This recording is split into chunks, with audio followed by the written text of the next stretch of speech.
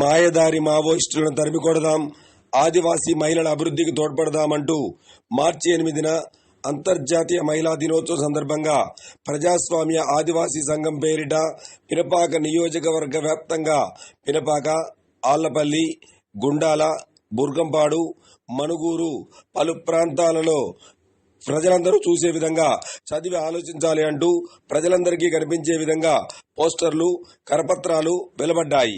దళంలో మహిళలతో వంట పని, బ్యాగుల మోత, నాయకుల వ్యక్తిగత పనులను బానిసలుగా చూసే పద్ధతికై విముక్తికై పోరాడదామని ఈ సందర్భంగా పిలుపునిచ్చారు. విద్య, ఉద్యోగ, వ్యాపార అవకాశాలు వాడుకొని ప్రగతి సాధిద్దామని, మహిళా రిజర్వేషన్ ఉపయోగించుకొని మనమే పాలకులుగా మారాలంటూ కరపత్రాలు ముద్రించి వాలు పోస్టర్లను విడుదల చేశారు.